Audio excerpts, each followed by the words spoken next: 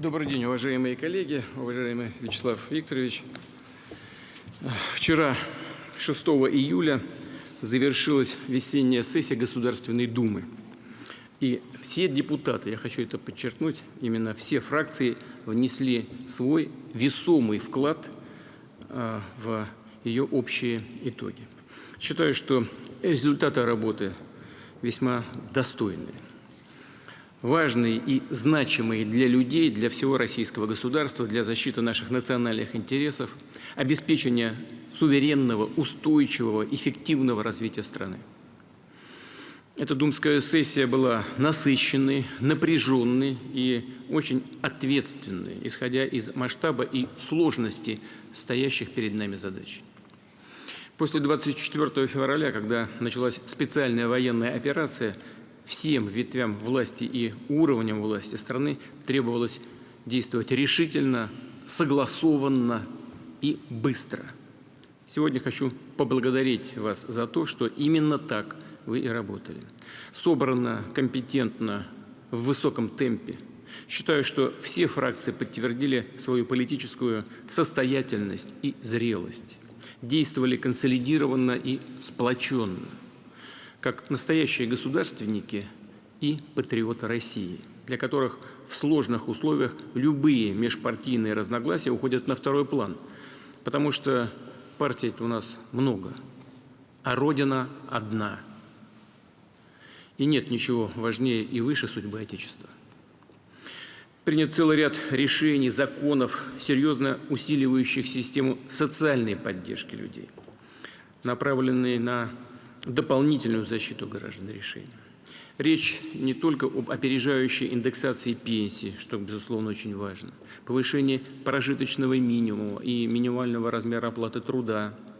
Все это было реализовано без проволочек, без промедления, четко, грамотно, но и о новых мерах поддержки семей с детьми, продлении и расширении механизма льготной ипотеки, дополнительных гарантиях для наших героев военнослужащих. Много и других значимых решений.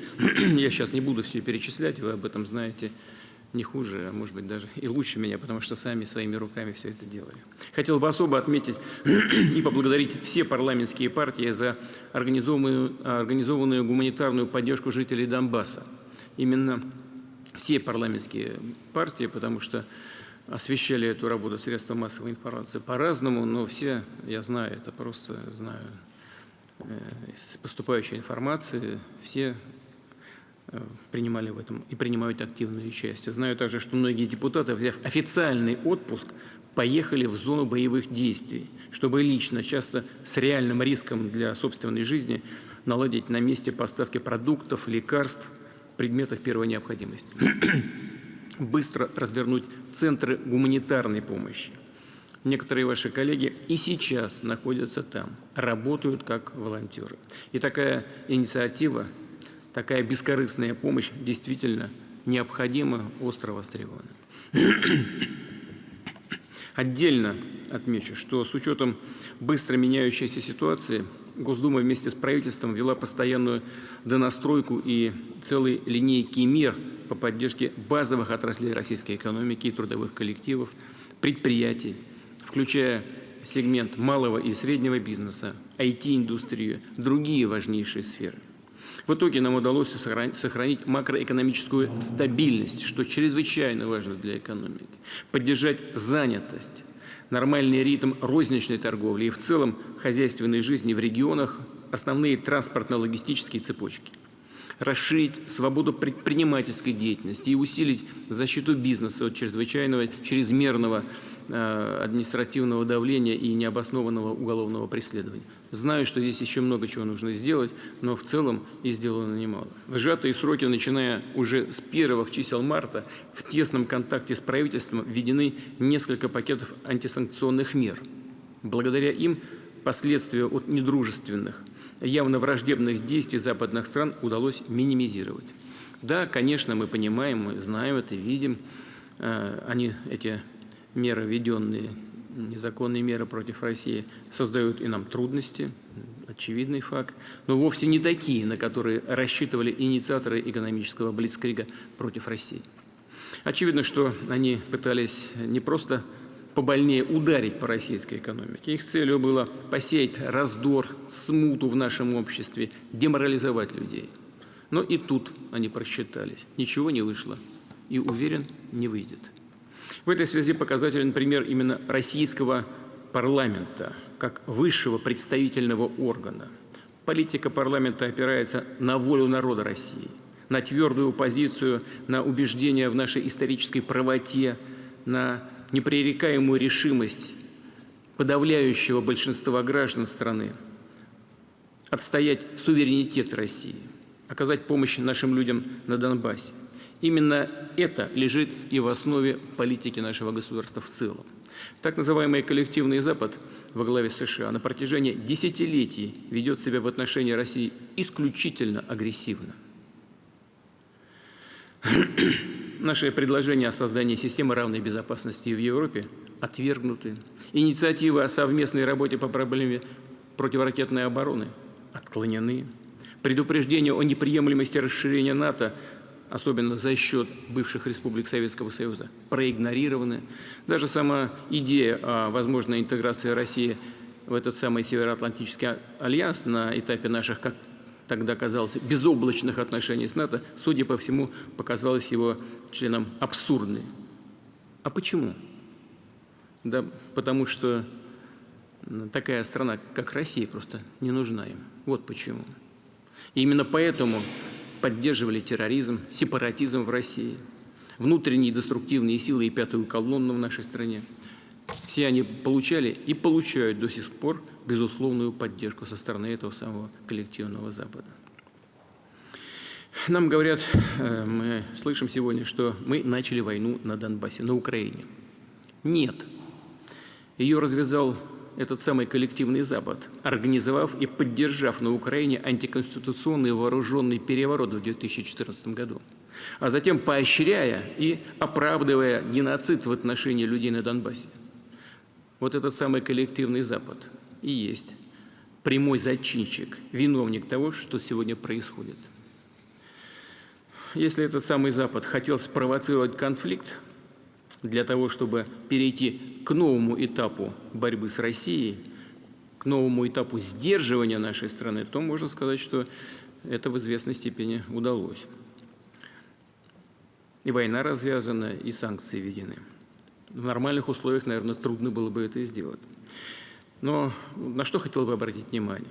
Они должны были бы понять, что уже проиграли с самого начала нашей специальной военной операции, потому что ее начало означает и начало кардинального слома миропорядка по-американски. Это начало перехода от либерально-глобалистского американского эгоцентризма к действительно многополярному миру.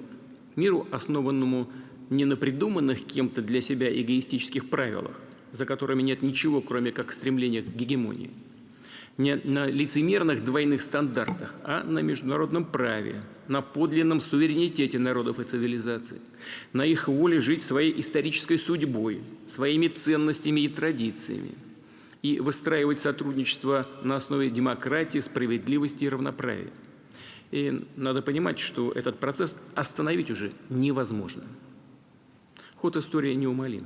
И попытки этого коллективного Запада навязать миру свой новый миропорядок, эти попытки обречены на неудачу. При этом хочу сказать и подчеркнуть, у нас много сторонников, в том числе и в самих Соединенных Штатах, и в Европе, а уж тем более на других континентах и в других странах. И их будет все больше и больше, нет никаких в этом сомнений. Повторю, даже в странах, пока еще сателлитах США, нарастает понимание того, что слепое повиновение их правящих элит сюзерену, как правило, не соответствует их национальным интересам, а чаще всего просто кардинально противоречит им. И с ростом этих настроений в обществе, в конце концов, все вынуждены будут считаться. Сегодня же они на глазах повышают, эти правящие элиты на глазах повышают градус манипулирования общественным сознанием. Правящие классы западных стран по своему характеру наднациональные и глобалистские, понимая, что их политика все больше отрывается от реалий, от здравого смысла, от правды, стали использовать откровенно деспотические методы.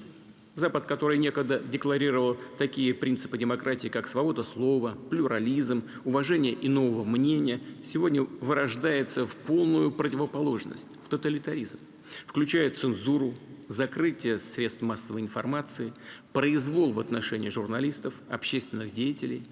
Такая практика запретов распространяется не только на информационное пространство, но и на политику, культуру, образование, искусство, на все сферы общественной жизни в западных странах. Более того, такую модель тоталитарного либерализма, включая пресловутую культуру отмены повсеместных запретов, они навязывают всему миру, пытаются навязать. Но правда и реальность в том, что народы большинства стран не хотят такой жизни и такого будущего, а действительно стремятся не к формальному, декоративному, а к содержательному, настоящему суверенитету. И просто устали стоять на коленях, унижаться перед теми, кто считает себя исключительными. Да еще и в ущерб себе обслуживать их интересы. Сегодня мы слышим, что нас хотят победить на поле боя. Ну, что здесь скажешь? Пусть попробуют. Мы уже много слышали, что Запад хочет воевать с нами до последнего украинца. Это трагедия для украинского народа. Но, похоже, все к этому и идет.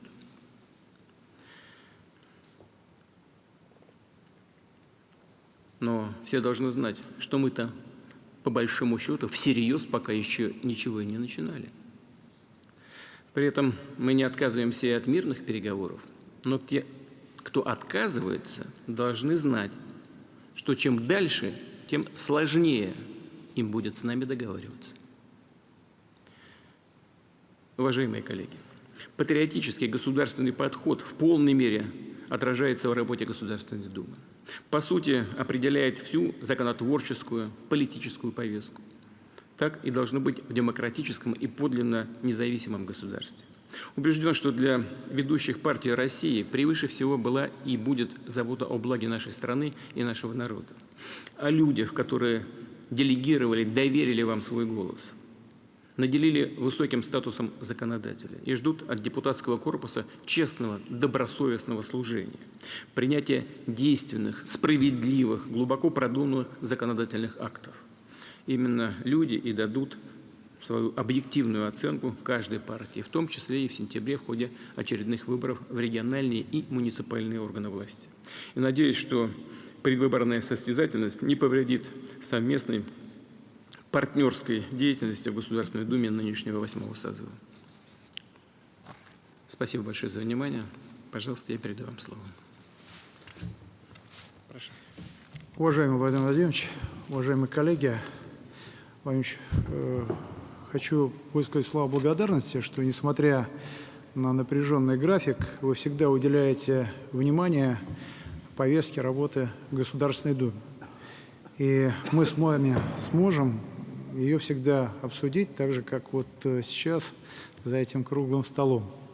Но начать хочу, думаю, меня коллеги поддержат, с того, что выскажу от всех депутатов слова благодарности за принятое решение о признании независимыми и Донецкую республику, и Луганскую Народную Республику, а также решение начать специальную военную операцию. Мы все считаем, что тем самым была предотвращена гуманитарная катастрофа, гибель огромного количества людей, если бы только не эти решения. И, конечно, сегодня, когда речь идет о работе Государственной Думы, мы прежде всего считаем своим долгом и приоритетом сделать все возможное для наших солдат и офицеров, обеспечить их семьи заботой, вниманием, но и, конечно, в рамках своих возможностей создать законодательное поле, позволяющее преодолеть вызовы, с которыми столкнулась наша страна. 11 160 санкций объявлено в отношении России. Ни одно государство не сталкивалось таким количеством вызовов. Поэтому для всех нас это момент истины. Поэтому мы должны по-другому относиться к своей работе. И, как вы правильно сказали, у нас сегодня одна партия – это наша страна. Интересы Родины должны быть превыше всех партийных программ. И мы стараемся этому следовать. За прошедшее время с января принят 361 закон. 35% из этого количества законы социально значимые. Это больше, чем в предыдущие годы. Несмотря на то, что нам приходится для оперативности передавать полномочия правительству, по-другому в этой ситуации нельзя, растет количество законов прямого действия. Это задача, которую вы поставили перед Государственной Думой. Сегодня 63,4% от общего объема принятых законов, законы прямого действия, они, конечно, более эффективно решают проблемы людей, но и, конечно, при обсуждении все могут посмотреть, что принимается, это повышает качество принимаемых решений. Поэтому для нас крайне важно сделать все, чтобы со стороны Государственной Думы принимались решения эффективные и соответствующие сегодняшнему времени. У нас близится отпуска летние, работа в регионах. Мы планируем подойти несколько иначе, чем ранее, к организации своей работы. С одной стороны, постараемся как можно больше уделить внимание своим избирателям, работая в округах и решая проблемы, с которыми сталкиваются люди.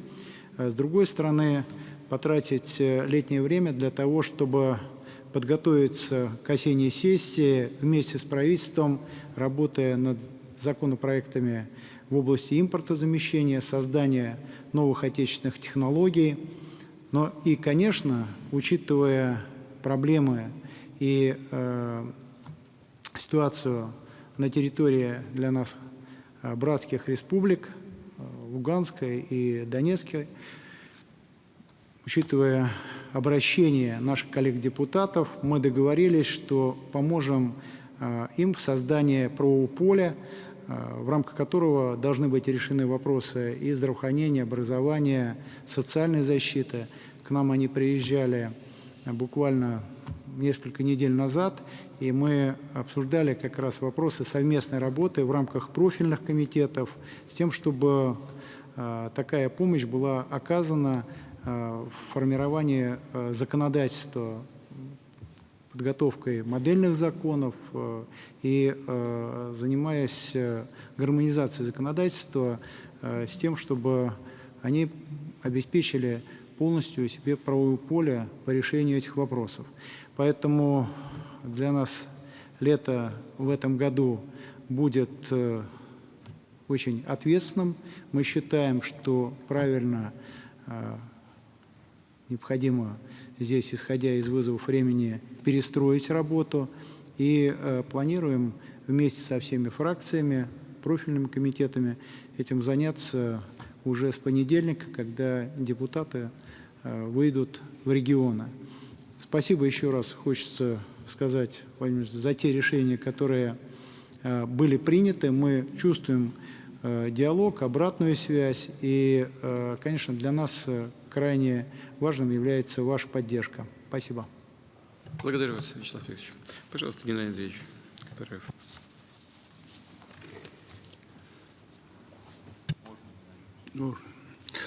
Владимир Владимирович, этот состав Думы начинал с напутствия, которое вы высказали здесь, в Кремлевском дворце. Акцентирую внимание особо на вашем послании. Там сформулированы 5 главных тезисов, которых должна добиться страна. Прежде всего, войти в пятерку наиболее развитых стран, а для этого у нас есть все необходимое. Остановить вымирание, обнищание и все сделать для того, чтобы прорваться в новейшие технологии. Но из 10 месяцев 4 месяца мы вынуждены уже жить в условиях военно-политической операции, которая крайне важна со всех точек зрения, и полностью поддержим это ваше решение, ибо речь идет о борьбе за сохранение русского мира, речь идет о том, чтобы остановить американский глобализм, который пытается диктовать всем свои условия, и все сделать для того, чтобы нацизм и бандеровщина не расползлась по всей Европе. В прошлый раз, когда фашизм охватил всю Европу, за это человечество заплатило 71 миллион жизней, 27 из которых это были лучшие сыны и дочери великой советской страны. Я специально ездил на Питерский форум, внимательно выслушал ваше выступление, записал 26 тезисов и, наверное, впервые почувствовал, что ни по одному из вопросов, которые вы ставили, у нас нет разногласий. Я еще ранее заметил, когда вы выступали на Валдайском клубе, вы сказали, да, капитализм зашел в тупик. Макрон еще более жестко заявил, что он с ума сошел. Как он с ума сходит, мы сегодня видим цитадели капитализма той же Англии и должны все сделать для того, чтобы эти люди, которые не просто сошли с ума, а решили и дальше диктовать свои условия, не подожгли большую войну. В этой связи наша команда подготовила программу победы, 12 законов, бюджет развития и все сделала для того, чтобы сформулировать ключевые меры и на практике показать, что можно успешно решать эти проблемы. Что касается военно-политической операции, мы всегда призывали за признание Донецкой и Луганской республики, Крыма и Севастополя, и должен сегодня вас проинформировать, только что сегодня произошел исполком левопатриотических сил, все до единой 132 организации на планете, которые вместе с нами отмечали юбилей Великого Октября и сейчас готовятся к столетнему юбилею образования СССР, все поддержали нашу политическую линию, и мы считаем, что это общая победа.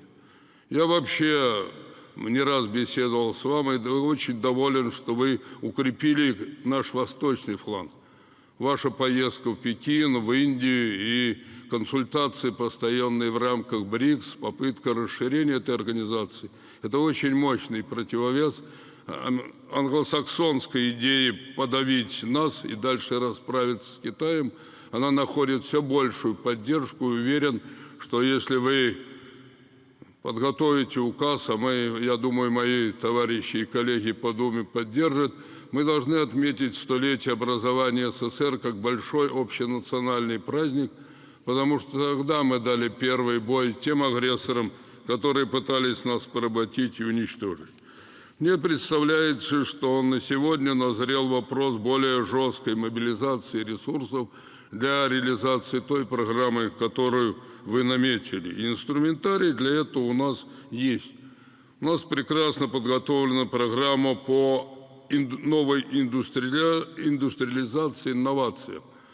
Я вам представлял программу нового университета, который создал Жарес Алферов, который сегодня показывает образцы подготовки ребят будущего. Сейчас вот мы все дружно смотрели вашу встречу с новыми лидерами. Смотрите, какие лица, какие интересные ребята, какие славные идеи. Ведь они рождаются повсеместно. И в этом отношении мы готовы активно в Новосибирске продвинуть эту идею, развивая вторую очередь Академгородка. Вы там были и санкционировали. Наш мэр Локоть взялся за эту идею, и наша команда вот здесь, и Мельников. У нас во фракции каждый третий имеет ученую степень, а в руководстве партии каждый второй. Идея современной, новейшей технологии поддержана хорошо и Мишустином. Он дополнительно выделил 100 миллиардов для развития электроники, робототехники. И сейчас для нас задача развития отечественной авиации приобретает особый смысл. Мы подготовили программу «Новая целина». Вы ее выносили на Госсовет, и Кашин вместе с Харитоновым, вместе с Коломейцем отработали эту программу. Мы за последние 2 года в области сельхозмашиностроения прибавили 28%. Это после того, как вы на Госсовете дали, по сути дела, прямое указание правительству. Эту тему, я считаю, мы можем реализовать очень эффективно. ваш знаменитый Кировский завод, вот я ездил, немцы приезжали, у них слюни текут, видя, как мы быстро локализовали и производим без всякой иностранной помощи современные машины высшего класса. Мы вот в Татарстане завтра, послезавтра проведем большой праздник дружбы народам. Там мы взяли народные предприятия наподобие Грудининского совхоза Ленина, Казанковское. Там покажем 100 видов техники отечественного производства и покажем, как можно работать в современных условиях, не повышая цену и производя суперклассную продукцию продовольственного типа. Я считаю, что если бы мы эту идею двинули в целом по стране и в каждом районе создали одно хотя бы народные предприятия, мы свои рынки завалим дешевой продукцией высшего качества, и продовольствие у нас будет лакмусовой бумажкой наших приоритетов. Кстати, вы вот поставили задачу 130 миллионов тонн собрать зерна в этом году. Я считаю, абсолютно реальные задачи. Если еще активно поддержат мои коллеги программу «Новая целина» в трехлетнем бюджете, на который мы уже приступили к работе. Ну и новый стиль. Ведь невозможно. Что такое ваша идея «зашли в тупик»? Капиталист, он не просто зашел в тупик, он действительно сегодня бесится. Но противоядие есть только одно. Ибо капитализм всегда порождает нацизм, фашизм и бендеровщину, а кроме социализма его побеждать некому. Поэтому я жду в следующем выступлении вы поставите уже социалистические задачи, и я думаю, активно поддержит даже «Единая Россия». Вот Володин сидит рядом и улыбается. Ему эта идея уже нравится. Он проводит большие, крупные слушания по главным вопросам в Думе. Вот недавно было блестящее по образованию, и мы готовы наш закон образования для всех реализовать на практике. И смотрите, Клычкову в прошлый раз поддержали ко мне на Орловщину. Я вас благодарю. Для меня это вопрос принципа. Моя Орловская земля вся истерзана, 800 братских могил, 400 с лишним тысяч лучших сынов похоронено, которые ломали фашистскому зверю на Орловской Курской дуге хребет. В этом году Орловщина моя, она не черноземная, произведет по 6 тонн зерна на человека. 6 тонн – это будет лучший урожай в нашей стране. Клычкову поддержали в Хакасии. Мы за 3 года удвоили бюджет, единственный регион сибирского. И даже те, кого называют олигархами, с удовольствием сейчас платят налоги. Говорят, не воруют, занимаются делом, поддерживают людей, поощряют детей войны. Кстати, 44 региона уже приняли закон о детях войны. Надеюсь, что вы поддержите и остальные регионы. Эта тема давно вызрела и созрела. И мы в Ульяновске организуем вместе с китайскими друзьями красный маршрут. У них в этом году 20-й съезд, они программу на 30 лет вперед продумают. Это будет 10-12 миллионов. Это большой доход. Мы завершаем там реконструкцию Ленинского центра и великолепная программа по новейшим технологиям и развитию авиационной техники. Так что наша фракция в этом плане активно будет поддерживать все главные задачи. Но прежде всего максимально поддержать спецоперацию. Мы отправили 97 конвоев на Донбасс, 15 тысяч тонн. Максимально помогаем детям. В вашем доме отдыха в Снегирях приняли 10,5 тысяч детей.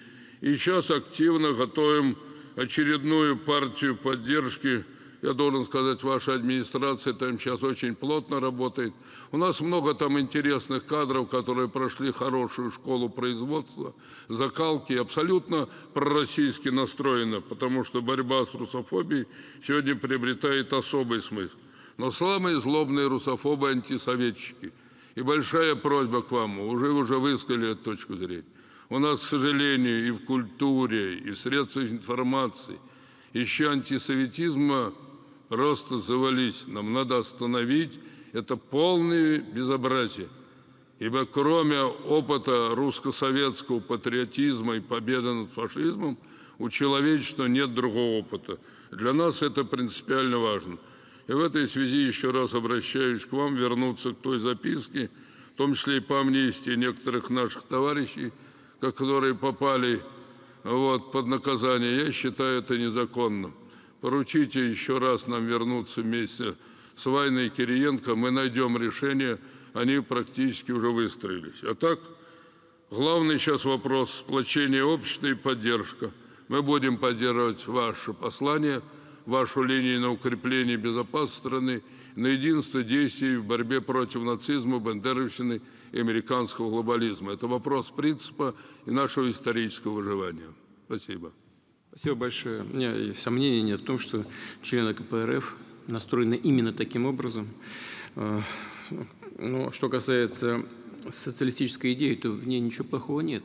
Вопрос наполнения. Чем наполнять, особенно в сфере экономики. Вот в некоторых странах наполнение есть, оно связано и переплетается с рыночными формами регулирования и так далее. И достаточно эффективно работает. Надо смотреть. Но что касается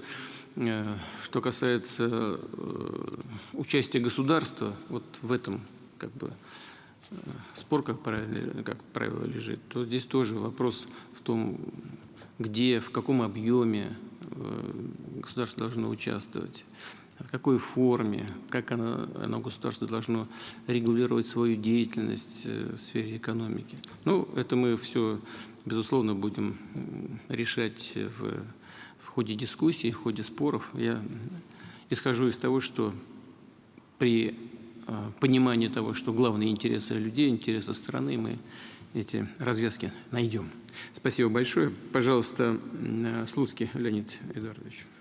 Уважаемый Владимир Владимирович, 6 апреля мы, не только мы, партия ЛДПР, страна, весь русский мир понесли невосполнимую утрату. Ушел из жизни основатель, бессменный лидер Либерально-демократической партии России Владимир Вольфович Жириновский. Огромное спасибо вам за высказанное соболезнования. Сегодня я встречаюсь с вами первый раз в новом качестве. Большое спасибо за согласие на короткую отдельную встречу. Я доложу вам просьбу консолидированную председателя Государственной Думы и всех лидеров фракций парламентских партий об увековечении памяти Владимира Вольфовича. Это, как мы считаем, чрезвычайно важно сегодня для нашего общества, для тех, кто помнит Владимира Вольфовича, великого человека, чьи прогнозы, оценки, как мы видим, сбываются, наверное, будут сбываться и в обозримом будущем. Спасибо вам, Владимир Владимирович, за доверие лично мне войти в четверку переговорщиков по Украине. Вы сегодня повторили то, о чем я говорил неоднократно и совсем недавно.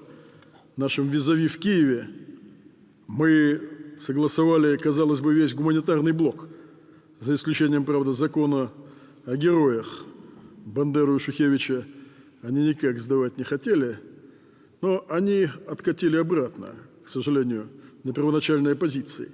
И я говорил неоднократно о том, что дальше будет сложнее, значительно сложнее. Что касается партии ЛДПР, я благодарен за поддержку 300 тысячам наших партийцев, их на самом деле чуть больше, которые поддержали меня на съезде. Делегаты проголосовали от всех отделений единогласно за меня как председателя партии. Это огромная ответственность. И для нас эта сессия, конечно, очень непростая, но эффективная.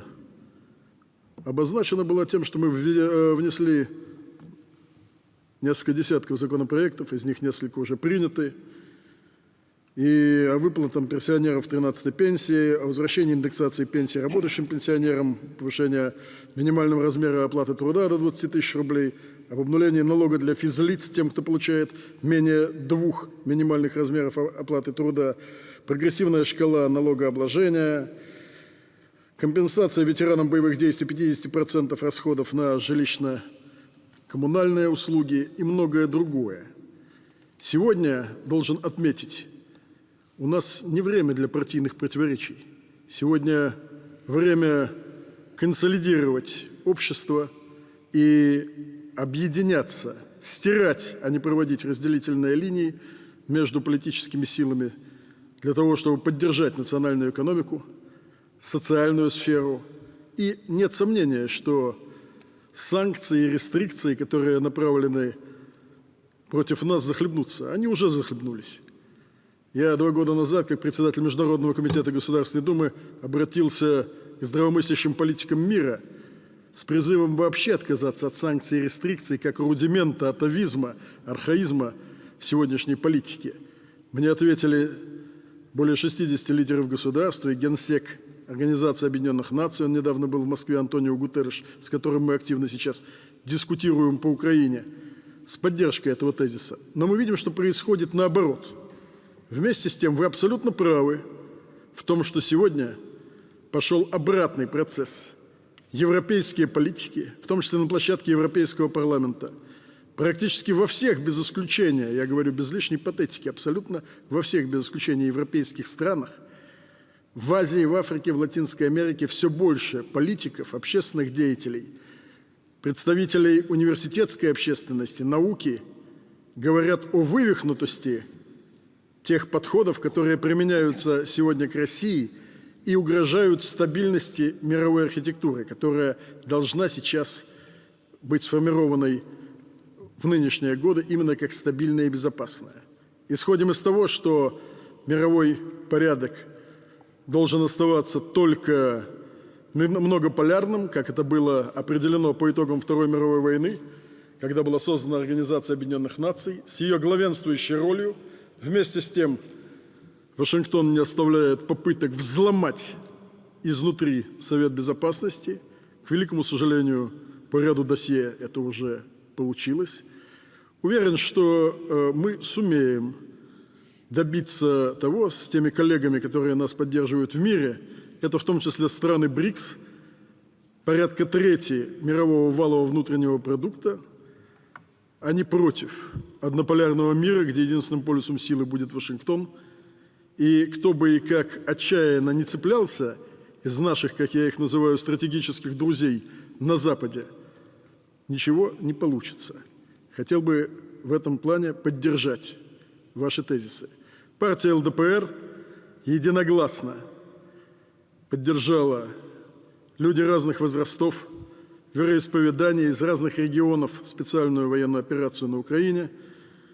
У нас выезжают большие команды волонтеров. Разумеется, мы оказываем также и гуманитарное содействие. Какие-то вещи доложу вам на отдельной встрече. Должен сказать, что сейчас нет ничего более важного, как помощь этим мужественным людям, которые 8 лет принимали на себя снаряды с надписями «Детям Донбасса» только за то, чтобы оставаться частицей русского мира и продолжать говорить и учить детей на родном для многих поколений их семей русском языке. Сейчас, уважаемый Владимир Владимирович, как никогда актуальны те позиции, с которых вы выступили 10 лет назад, в 2012 году. Это неоднократно цитировал и Владимир Вольфович в разных выступлениях. Вы выступили тогда с программной статьей «Россия. Меняющийся мир», где сказали о том, что мы должны в разы поднять наше культурное и гуманитарное присутствие в мире и на порядок поднять его там, где говорят по-русски или понимают русский. Это сделано не до конца. Сегодня мы обращаемся к правительству о том, чтобы соответствующие федеральные программы по поддержке русского мира и его цементирующие основы, фундаментальные основы русского языка были поддержаны на качественно ином уровне. Уверен, что это получится, хотя идем к этой цели достаточно медленно, и сейчас именно та ситуация, когда имеет смысл, возможно, работать значительно более форсированно в этом направлении. Тогда же, в 2012 году, вы выступили с другой программной статьей, и мы также тогда и в последующие годы ее поддержали. Она называется «Социальная политика. Строительство справедливости для России». Там есть прекрасный раздел «Сбережение России». Вы писали там, Владимир Владимирович, о том, что если наша национальная миграционная демографическая политика будут развиваться некоторым образом вяло, как развивались на тот момент, у нас шестая часть суши, но всего лишь 2% от населения Земли, рискуем превратиться, цитирую дословно, в пустое пространство, судьба которого будет решаться не нами. Конечно, так не будет. Но нам необходимо сейчас принять у себя те тысячи людей, об этом говорилось и на последних всемирных конгрессах наших соотечественников, которые стоят на консульском учете в наших загранучреждениях, которые готовы вернуться. Необходимо создавать кластеры с прекрасным здравоохранением, образованием. Мы можем себе это позволить, с рабочими местами, и принимать наших людей обратно. Для этого самое время. И сейчас тот дух георгиевской ленты, который просто витает в воздухе над всем русским миром, как бы далеко люди не жили от Москвы, их желание вернуться домой, его необходимо поддержать. Для этого необходимо принять определенные меры, которые давно разработаны, просто необходимо соответствующее федеральное ведомство некоторым образом усилить инструментами государственной поддержки. Нас не взять никакой войной, никакими средствами самыми современными вооружений. Мы самая боеготовая, без лишней патетики, держава на планете. Но нас можно взять, ослабив образование нашей молодежи. Мы поставили на себе не совсем удачный эксперимент в 1999 году с Болонской системой. И вошли мы в нее быстро, а вот выходить надо очень поэтапно. Мы действительно, спасибо Вячеславу Викторовичу, нашему спикеру, провели фундаментальные парламентские слушания. Выступал также Виктор Антонович Садовничий, ректор Московского университета, наша живая легенда. Я имею честь на общественных началах у него возглавлять как президент факультета мировой политики. Должен сказать, что нам нужно серьезно двигаться в этом направлении и воссоздать ту лучшую в мире систему образования, где получали образование представители политических и деловых элит более чем сотни стран мира. Это займет не столь много времени. Работа в этом направлении началась, и хотелось бы вам доложить об этом, попросить поддержки. Нет ничего более важного, чем всестороннее образование тех, кто придет нам на смену. Спасибо огромное за инициативу и всемирную поддержку Центра «Сириус». Теперь это не только центр, а территории «Сириус». Но это только один срез того, что предстоит сделать в данном направлении.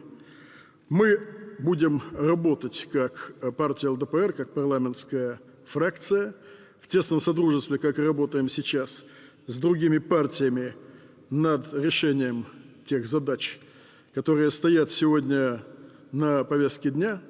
Форсированно работать – это сегодня архиважно по вопросам укрепления национальной экономики, социальной сферы, по национальным проектам. Хочу сказать спасибо правительству за как никогда тесное и эффективное взаимодействие с Государственной Думой. Мы партия конструктивной оппозиции и готовы к максимально слаженной работе в наше непростое время. На нас очень и очень серьезная ответственность. Так что спасибо огромное вам за то значение, которое вы придаете сегодняшнему парламентаризму. И продолжаем работать. Спасибо огромное. Спасибо. Вы начали свое выступление со слов, посвященных Жириновскому Владимиру Вольфовичу. Не могу с вами не согласиться в том, что Владимир Вольфович был не просто выдающимся политическим деятелем нашей страны, человеком очень разносторонним, с такими большими глубокими знаниями. Отсюда и его некоторые пророчества, которые сбываются. Они не на голом месте, они же не на картах игральных выстроены, а на знаниях, на понимании развития ситуации, на перспективах развития этих ситуаций.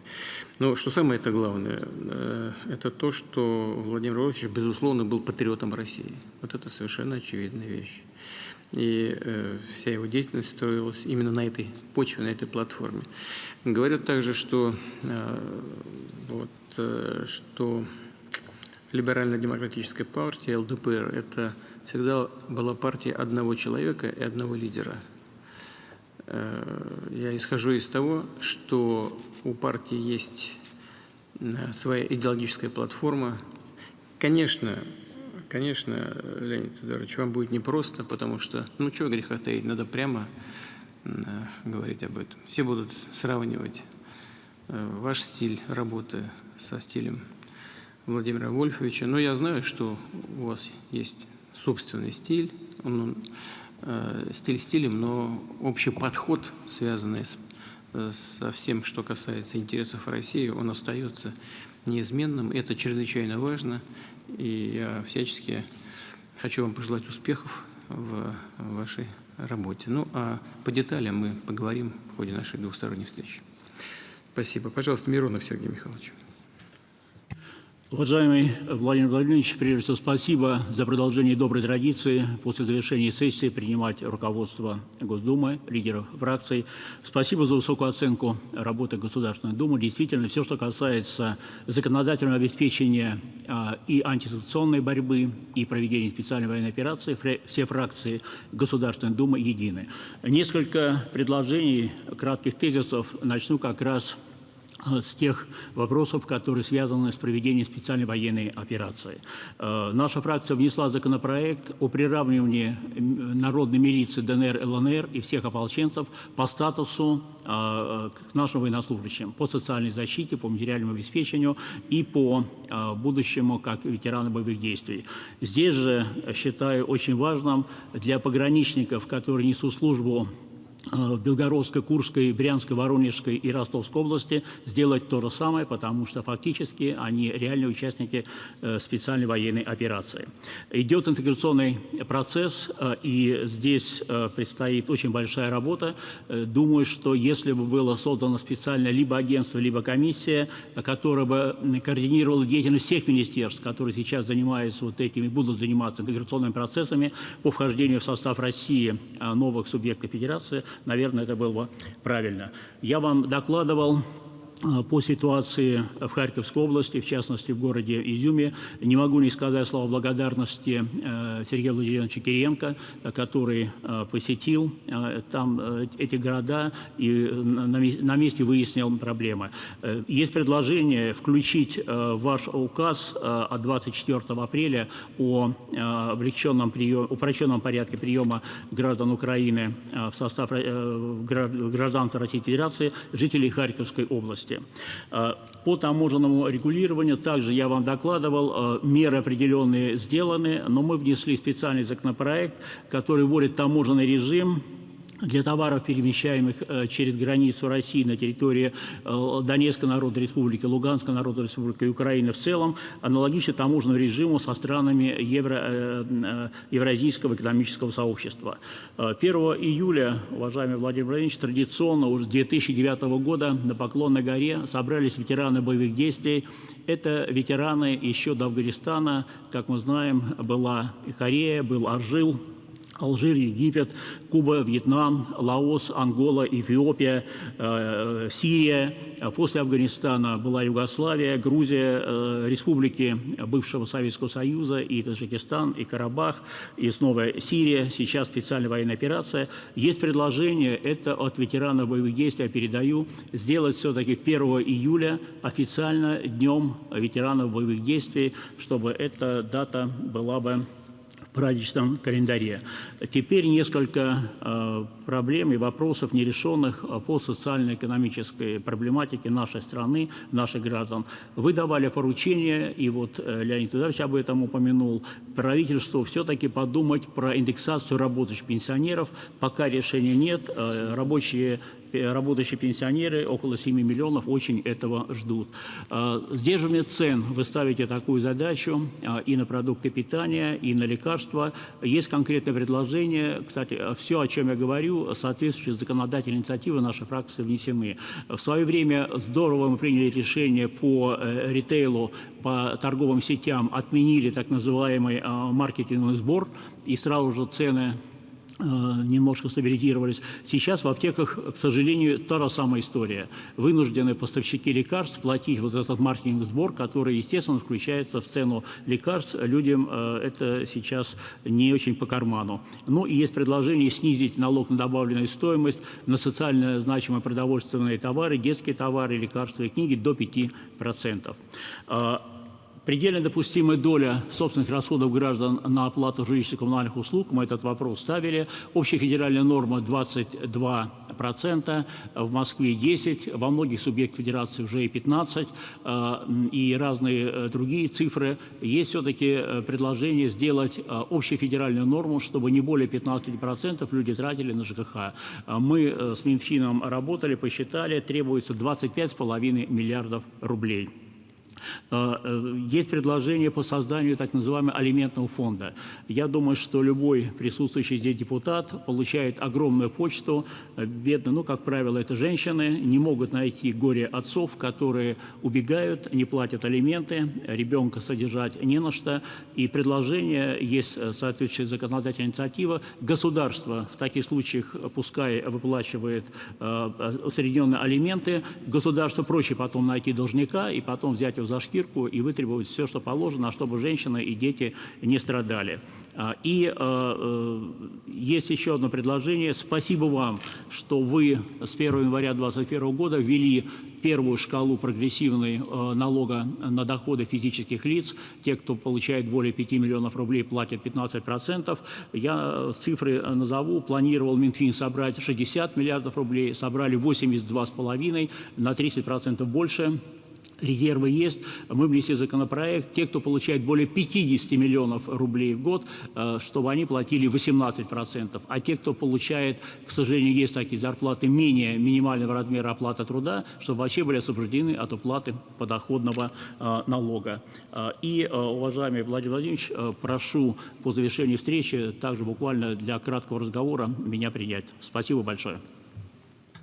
Спасибо. Спасибо большое вам за ваше предложение. Что касается приравнивания военнослужащих ЛНР и ДНР к российским военнослужащим, я полностью это поддерживаю. Более того, на практике это реализуется. Если есть какие-то вещи, которые еще не доработаны, нужно посмотреть, обязательно сделать. То же самое касается наших пограничников. Федеральная служба безопасности вышла с таким предложением, и я с этим согласен. Ну, по остальным вопросам тоже поговорим. Спасибо большое. Так, пожалуйста, Нечаев Сергей Геннадьевич.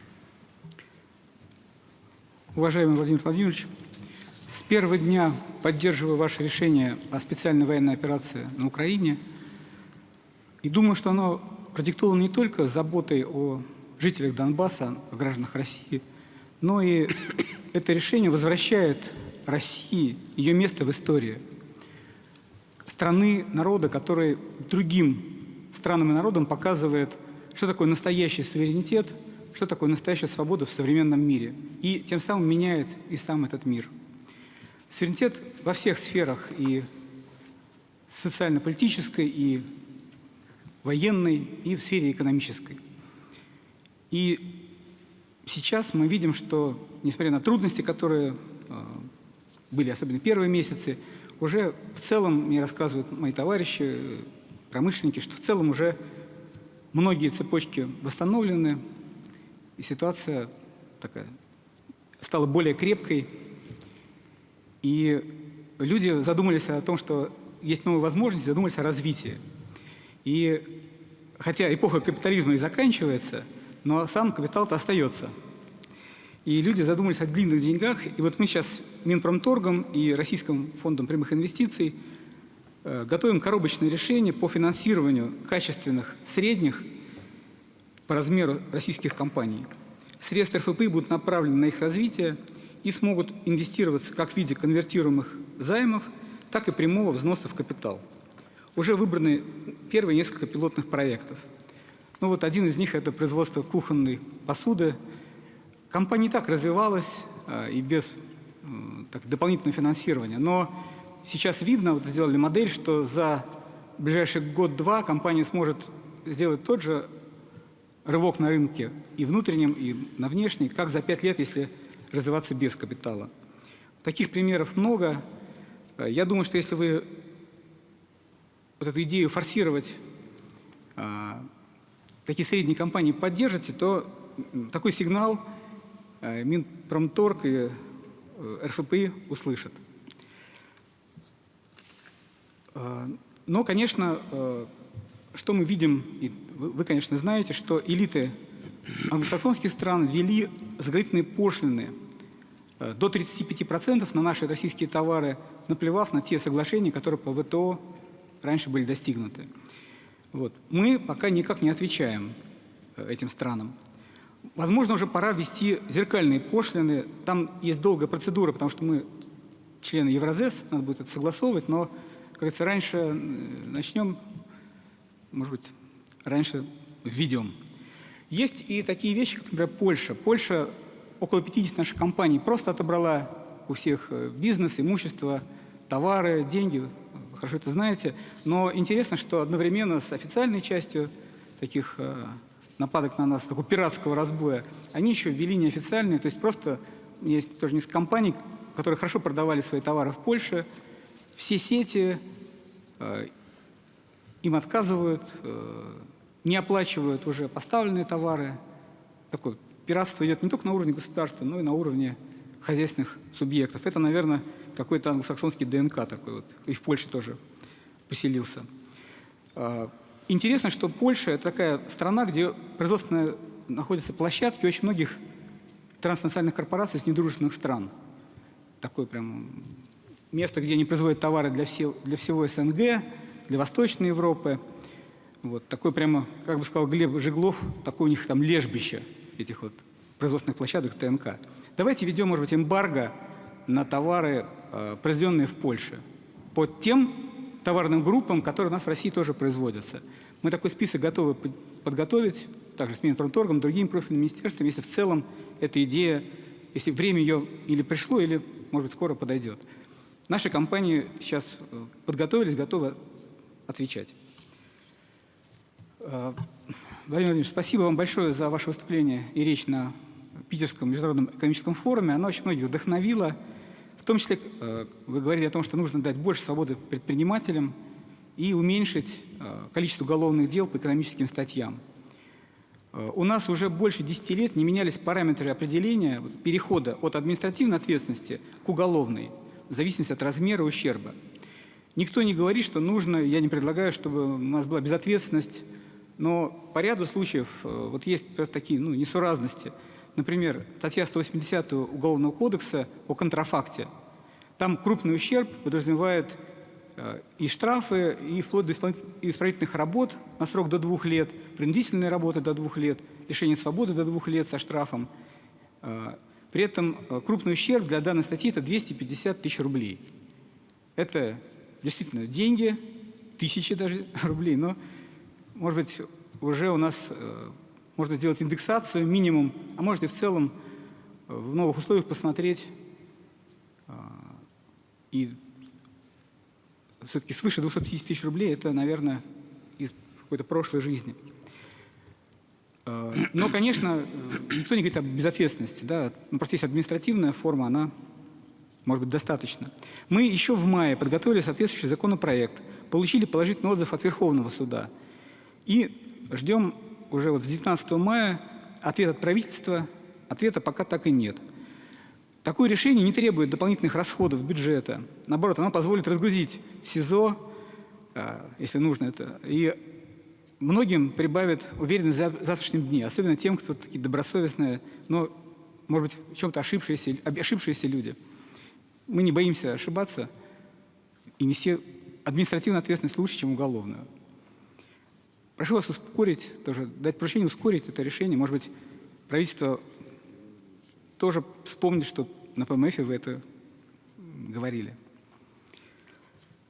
Владимир Владимирович, я вам рассказывал прошлой осенью о планах сделать всероссийскую молодежную образовательную программу «Я в деле». Это выполнено. Уже полгода она действует в 62 регионах России. Мы обучили вот за этот полгода 10 тысяч студентов, и во втором полугодии обучим еще 40 тысяч. В следующем году планируем охватить около 200 тысяч студентов вузов и еще около 300 тысяч студентов СУЗов и школьников. Очень активно нам помогает реализации этой программы и Минобрнауки, и Росмолодежь. Вместе с ними планирую в ноябре провести образовательный форум крупный, такой всероссийский, в одном из регионов. Обсуждается Томск или Екатеринбург. Приглашаем вас принять участие в этом форуме, в той форме, которая вам будет удобна, очно, заочно, потому что молодым людям очень важно ваше отношение к тому, чем они занимаются, и они строят свое дело здесь, в России, и, конечно, ждут такого вот поддержки, благословения. И мы не собираемся ограничиться только Россией. Недавно прошли встречи с представителями парламентов ДНР и ЛНР, договорились с ними о сотрудничестве, в том числе и в образовательной сфере. И договорились включить программу «Я в деле», в нее и молодых людей из этих республик. Им тоже требуются молодые люди с горящими глазами, те, кто будут обустраивать будущую мирную жизнь. А мы их поддержим. Спасибо. Благодарю вас. Спасибо за ваше предложение. Пожалуйста, Владимир Абдалевич. Спасибо большое, Владимир Ильич, за предоставленную возможность. Я, как и мои коллеги, очень высоко ценю нашу сегодняшнюю встречу. Буквально вчера, подводя итоги работы в парламенте, Геннадий Андреевич говорил о некоторых вопросах. Сегодня они прозвучали у коллег, которые мы по-разному оцениваем. И он как раз тогда упомянул о том, что у нас есть такая замечательная возможность встречаться у вас и эти вопросы обсуждать, выслушивая друг друга, вашу позицию. Я внимательно слушал своих коллег и хотел бы начать с того, что вы как-то говорили, что наш народ удивительным образом определяет справедливость и принимает правильные решения. Когда были выборы в этот парламент, еще не было событий, о которых мы сегодня говорим. Но уже тогда люди приняли совершенно правильное решение. И сегодня состав парламента показал, прошел экзамен на политическую зрелость в этой очень сложной ситуации. Были приняты решения, которые позволили и начать специальную операцию военно-политическую, и принять юридические решения о признании республик Донбасса, что, вот мы, как все констатируем, изменило сегодняшнюю геополитическую политику во всем мире. Не говоря уже о том, что происходит в нашей стране. Об этом говорили коллеги, и я могу лишь только согласиться и поддержать. У нас есть огромный потенциал. И вот сегодня о нем говорили мои товарищи, и в частности Геннадий Андреевич, и он называл такие примеры и ссылался на них, что мы могли бы сделать такие большие шаги вперед. В частности, например, новая целина. Ну, во-первых, то, что сделано в области аграрной, вызывает уважение. И сегодня у нас возглавляет комитет, председатель комитета, представитель коммунистической партии. И, кстати, но с другой стороны, у нас и наш руководитель Гордеев, который имеет богатый опыт работы в этом направлении, тоже занимается этой работой. Я полагаю, что вот такая работа совместная, с правительством в первую очередь, кстати, с которым мы постоянно находимся в коммуникациях, и с министром, и с председателем правительства, мы можем выйти именно на те решения, которые будут эффективны, которые не будут разрушать то, что достигнуто, и помогут нам продвигаться к тем целям, о которых, может быть, пока мы мечтаем, но которые пока не созданы как модели, и которые еще себя не показали в реальных, вот в этих условиях. А все признавали, что беспрецедентные санкции, давление, постоянное изменение ситуации. И вот здесь сегодня, кстати, наверное, это очень важный вопрос, и можно было бы эту дискуссию, наверное, продолжить, потому что председатель правительства, его первый заместитель коснулись темы модели, о том, какой будет модель экономики нашей страны. Геннадий Андреевич ее видит вот так. Мы видим, как говорим и сотрудничаем с правительством, значит, что наша экономика должна стать из догоняющей, импортозамещающей экономикой развития, которая идет вперед. Мы понимаем, что в сегодняшней ситуации вводить мобилизационную экономику, понятно, не придется и не надо. Но, с другой стороны, мы эти методы мобилизационной экономики буквально недавно рассматривали и принимали по ряду направлений. И вот в связи с этим то предложение, о котором говорил председатель, что Это должна быть модель, которая, встречаясь с проблемами, их решает их взвешенно, апробирует, где это возможно на каких-то практиках, которые существуют и в направлениях деятельности, и в регионах, и в пилотных проектах лучших. И сегодня говорили о том, что идет большое обучение современных кадров-управленцев.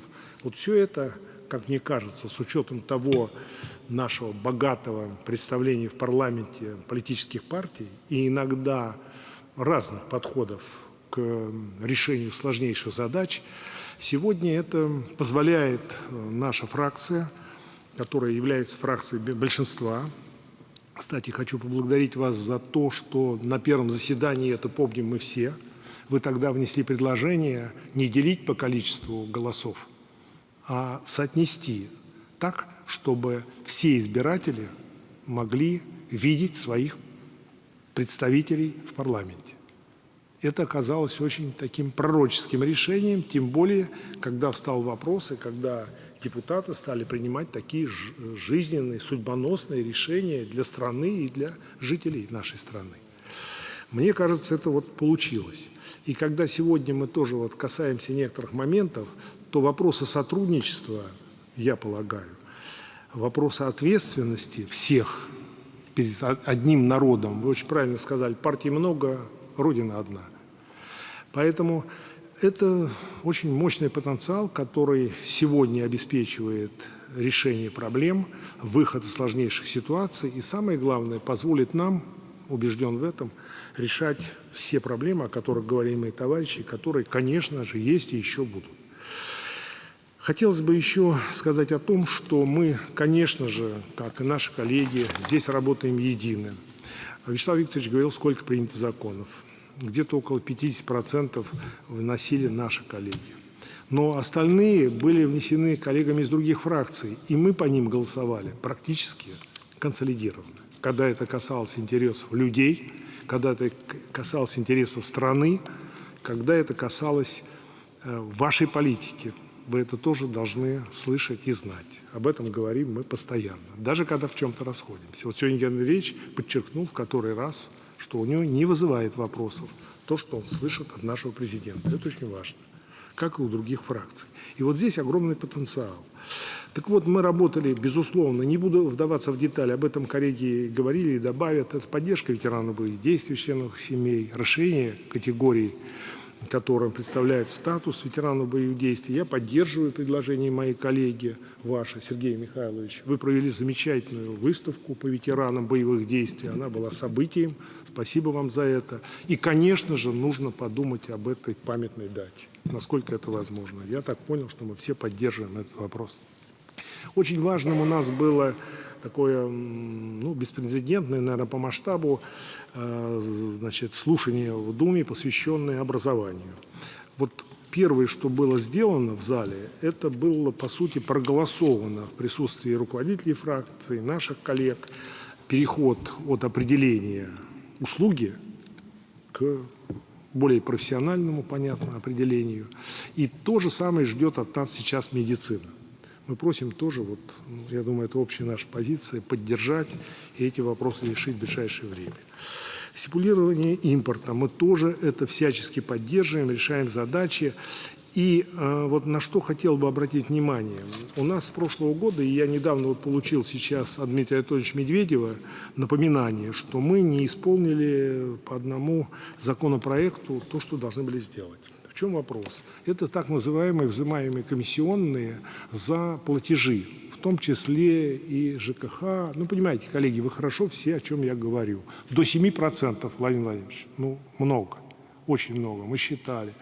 Значит, путь был пройден достаточно энергично, но мы уперлись в консолидированную позицию, в первую очередь, банков. Мы понимаем, что сейчас всем нелегко, но и людям, которые платят платежи, такие суммы, 7%, вот мы хотим, здесь я говорю сейчас в вашем присутствии и коллег, мы хотим поставить вопрос, если не об отмене, мы понимаем, что это все надо обеспечивать, но о существенном сокращении, 7%.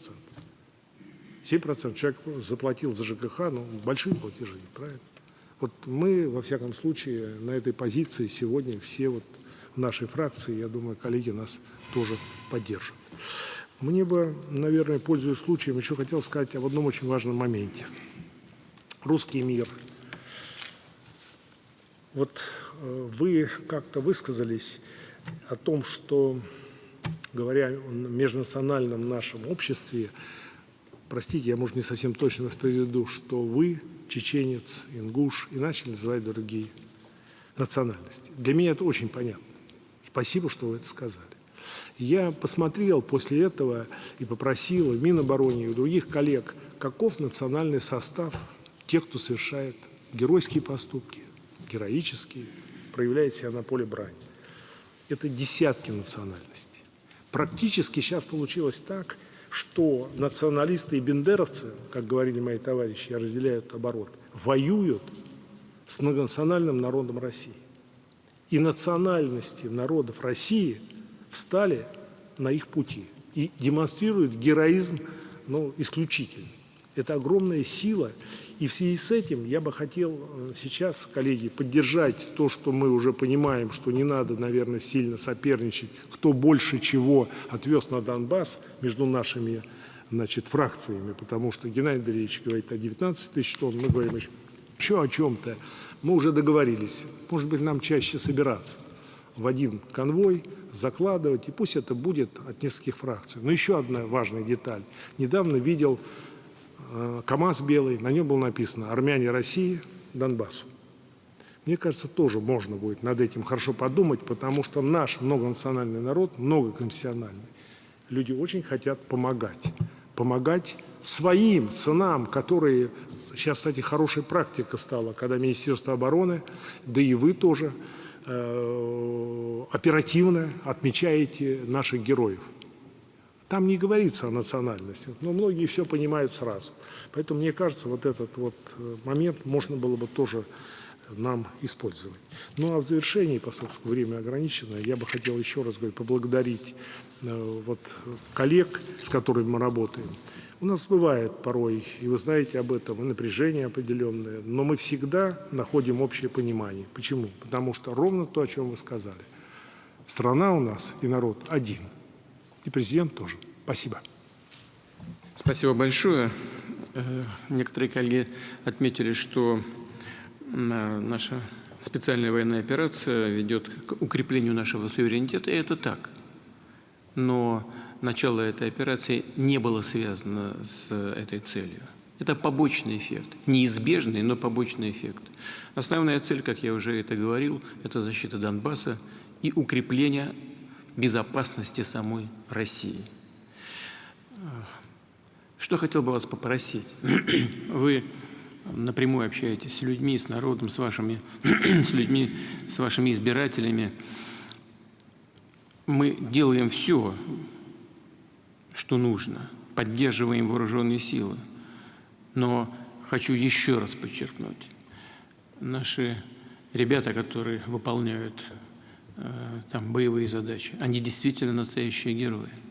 На что хотел бы обратить внимание? Ведь страна живет обычной мирной жизнью. Лето, курортный сезон, культурная жизнь, выставки. А ребята пашут там под пулями, понимаете? Жизнью рискуют и товарищей своих теряют в бою. Ради Родины. Нужна, почему обращаюсь к вам, к депутатам? Нужна не просто, это важно, консолидация общества очень важна, но нужна общенациональная повестка поддержки вооруженных сил. Это чрезвычайно важно, чтобы воины наши чувствовали эту поддержку. Это будет придавать им силы. И это очень важно для достижения конечного результата. Он в любом случае будет достигнут. Здесь нет никаких сомнений. Но ребятам легче будет работать и выполнять боевые задачи, если они будут чувствовать за своей спиной поддержку и дыхание Родины, поддержку нашего народа. Что касается социальных, экономических вопросов, повестка дня была чрезвычайно насыщенной и в высшей степени востребованной. И здесь же коллеги говорили, на самом деле, может быть, не было бы счастья, да несчастье помогло. в некоторых отраслях, в некоторых секторах экономики. И хорошо, что с нашего рынка кто-то ушел. Плохо, что может быть меньше конкуренции, но нам нужно добиваться того, чтобы внутреннюю конкуренцию поддерживать. И если внутренняя конкуренция будет обеспечена, то тогда и качество, и цены на товары будут на должном уровне. И все, что происходит в последнее время, показывает, что фундаментальные базовые основы российской экономики оказались гораздо более устойчивыми, чем думали об этом наши недоброжелатели за бугром. Но от нас с вами, от вас, от депутатского корпуса многое будет зависеть в ближайшем будущем для поддержания нашей экономики, социальной сферы, для поддержания необходимого количества рабочих мест и для придания нового импульса развитию нашей страны во всех ее направлениях, во всех важнейших сферах. Я хочу вас еще раз поблагодарить за совместную работу и выразить надежду, что мы так консолидированно будем работать и дальше. Всего доброго. Спасибо большое.